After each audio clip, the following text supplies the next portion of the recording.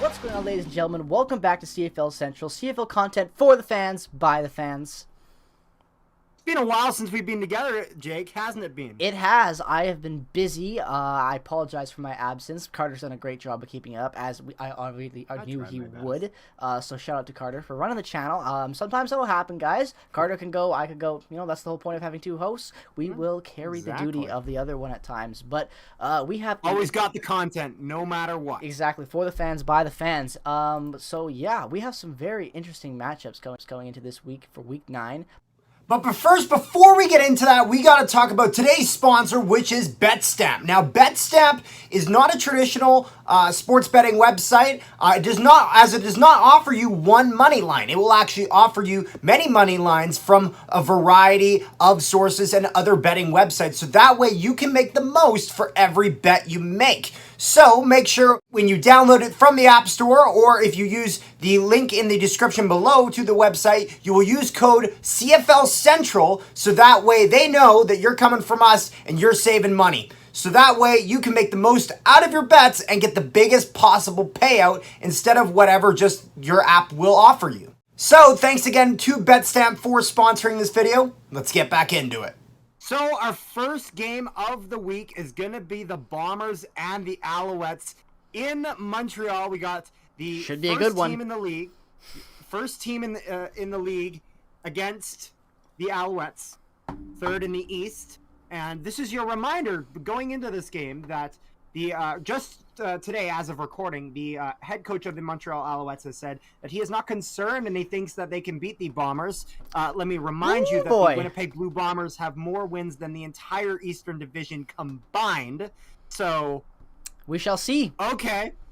We shall see. We're talking about a Bomber team that might be getting Jeffcoat, Agadosi, and Ellingson back. Maybe, maybe not. Doesn't really matter. Probably not. Didn't against Calgary. Yeah,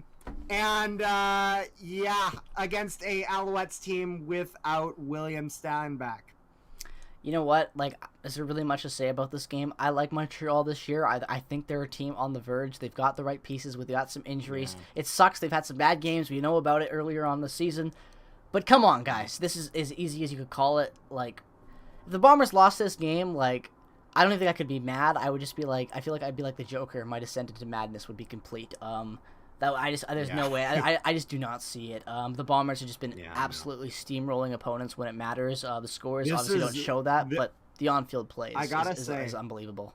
Jake, this is the best performance in the regular season by a CFL team I've seen in my entire lifetime. I agree.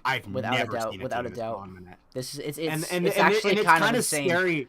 It's scary to think of how people were projecting the Bombers to be a little bit worse than last year or the year prior. Dude, we called it. The Bombers called it. Better. Both of me and you both were saying that going into that game against the Lions, that this was going to be the Bombers' first L of the season. The Lions that are looking like they could be the top dogs.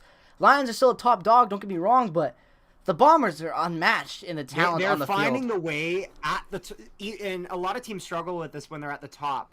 That once they're at the top, when they get that shred of adversity that they're not used to, they can kind of crumble and fall apart. Yeah, the Bombers have done the exact opposite, and they've had very little adversity, and then once they get it, they turn into a different kind of beast that you've seen. So I think Winnipeg wins this. I don't even think it's close. Neither do I. I think we're talking at least a 2-touchdown difference here. Absolutely. And that's going to bring us into the Calgary versus Ottawa Red Blacks game. Oh, boy. Oh, boy. Yeah. I feel bad for Ottawa here. Ottawa finally got their first win. You know what? I am not going to I'm not going to let you write this game off. I think Ottawa can win this game. I'm not writing it off. I think they could. I think look, they'll make why it not? competitive. Why not? They finally win. It's Toronto they beat. It's not a top-tier dog anyway. Why not? Bo Levi Mitchell has said some cocky words lately. Why not? That's true. Why not? Sometimes karma bites you in the butt, and how fitting would it be to act like you're a better team than the Bombers, even though you just got your ass kicked by them when it mattered, and now you go in to see Ottawa, a team that just got their first win. You should be able to beat these guys easily. This should be a statement game for you coming off of a loss and a close game against the Bombers. It's funny. But I'm actually you said that, so we shall see. I'm looking at the stat difference here. So the points per game are clearly in Calgary's favor. However, the defense is actually really close on here. So if Ottawa really finds a way to shut down Calgary and put up some decent offense, which they really should be now that they've kind of started to come a little bit more together, as they did in that last game where they were able to overcome the Argonauts and win. I think the Red Blacks have a very slim chance of winning this game, but I don't put it at none. I don't think it's slim. I think there's a bigger chance than you're thinking. Okay. That's all I'm going to say. That's fair. Agree to disagree, but I think this is close. I do think the Ottawa Red Blacks, it is fair to say that they are a little unlucky getting the Stamps at their very next game as opposed to some other teams possibly. So I'm going to take the Stamps. However, I hope Ottawa perseveres through that. But, yeah. I know. What do you think, Jake? You know what? I'm taking Ottawa. I'm taking Ottawa. I'm going for it. You guys know me. What? You know what? I like to risk it. That. And guys, I'm looking at the bet right now. Ottawa right now on the money line is at 2.9. Hell of a money line. 2.9.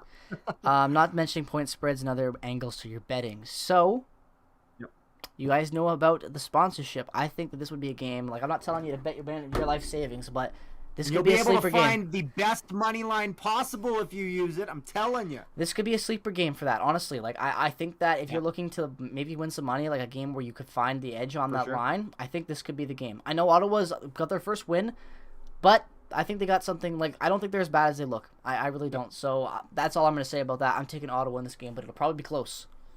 Yep.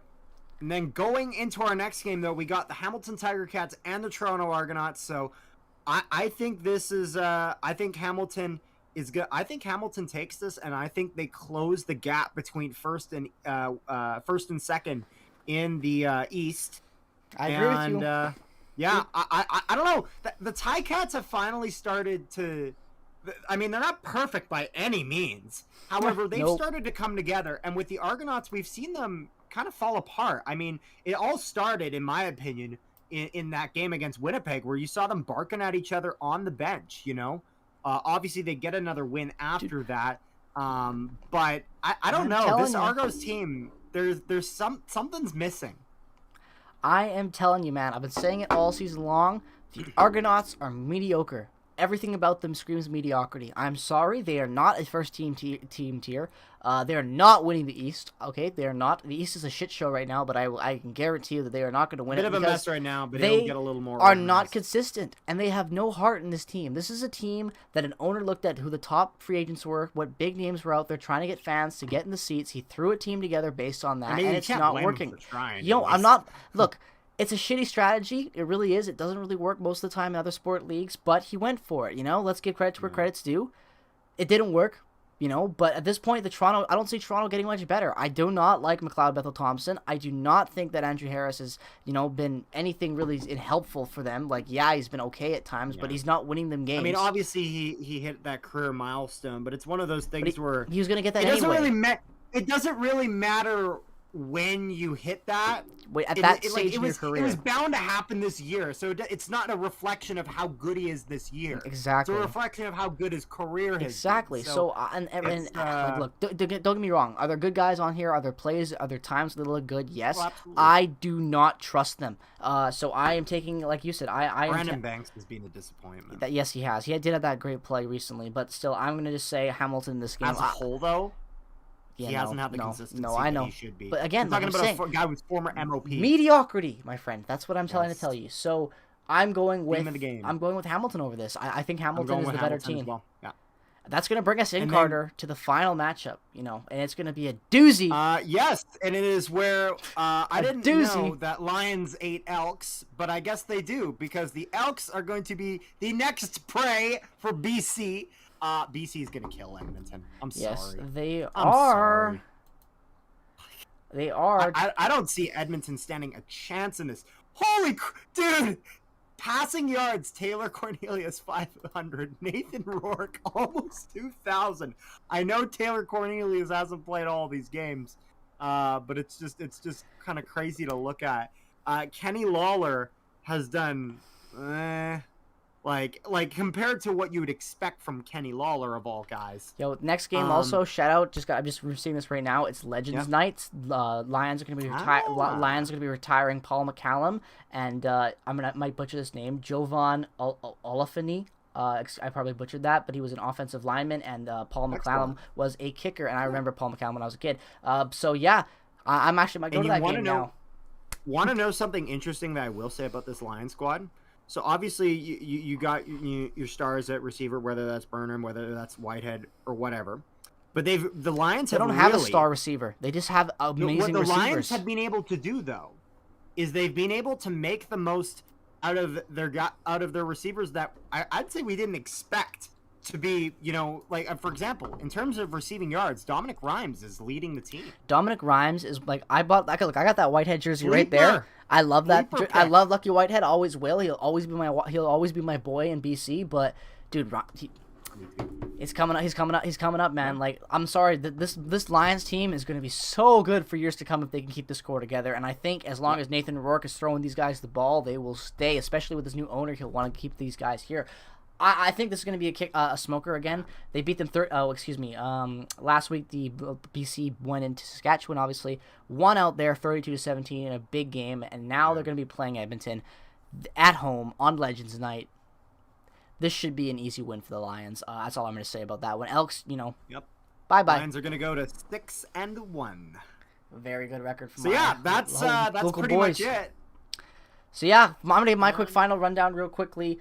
First game of the week, like I said, Bombers and Montreal. I'm going with the Bombers. Then Calgary over Ottawa. I am taking Ottawa. Hamilton, Toronto. I'm taking Hamilton. And then BC over the Elks to finish off the week. Carter, what about you? I'm taking Bombers over Alouettes. I'm taking Stamps over Red Blacks. I'm taking Ticats over Argonauts. And I'm taking Lions over Elks. That's all going to come down. It's all going to come down to the Friday game, Calgary, Ottawa. We're probably both going to have to put a little bit of money on that to see who's right. You'll have to wait using and see here. Using BetStamp, of course. Of course, as always. But thank you guys so much for checking out this video. We hope you enjoyed it. Make sure to let us know what your predictions are for Week 9 of the CFL's 2022 season down in the comment section below. Check out all the affiliate links down in the description below. And again, thank you so much to BetStamp for sponsoring this channel. BetStamp is a great website to show, like you said in the ad, to show you all the money lines to make your bets count the most. Go check them out. Thanks again for the sponsor. Have a great rest of your day, ladies and gentlemen. Peace, love, and positivity as always from both me and Carter. Like I already said, goodbye. Have a great rest of your day. Thanks for watching.